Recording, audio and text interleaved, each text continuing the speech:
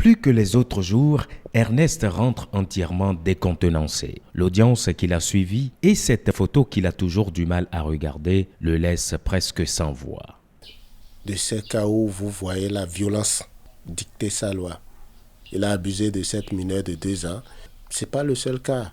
Il y a aussi récemment une autre mineure qui a été abusée, de 2 ans et demi qui a été abusée, mais l'auteur est porté disparu.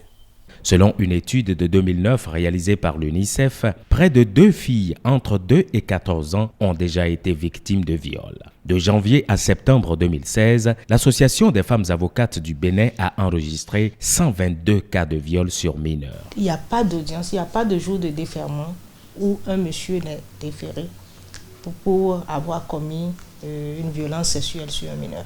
C'est devenu récurrent maintenant et on se pose la question de savoir ce qui se passe exactement. Aujourd'hui, les marchés comme les églises, les écoles comme les maisons sont des cibles et les agresseurs des proches. Pourtant, les agressions sexuelles détruisent la vie des enfants et leur laissent de graves séquelles.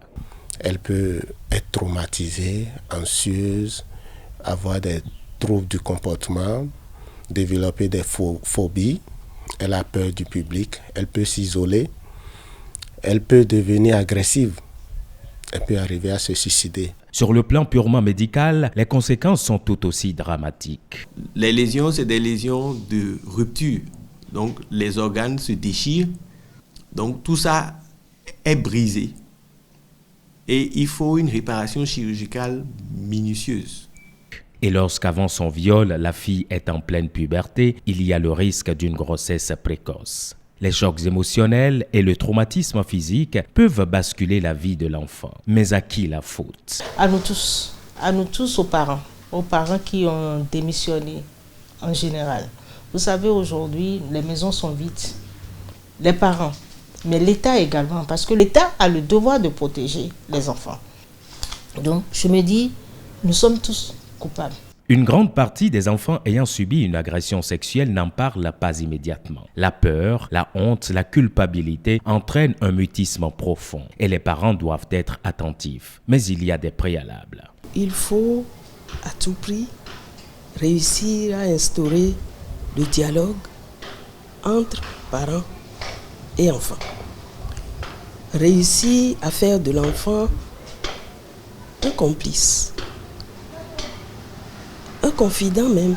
J'estime que les parents qui ont tendance à terroriser les enfants, à leur faire peur, pensant qu'ils sont en train de les éduquer d'une manière rigoureuse de cette façon, ce n'est pas forcément la meilleure manière. En attendant, le législateur protège les enfants. Tout acte de pédophilie ou d'agression sexuelle est sévèrement puni. Plus de 13 ans, ou bien une femme en grossesse, vous encourez une peine de réclusion de 10 ans de réclusion à temps de 10 ans à 20 ans. Maintenant, lorsque le viol est commis sur un enfant de moins de 13 ans, il est puni de la réclusion à perpétuité.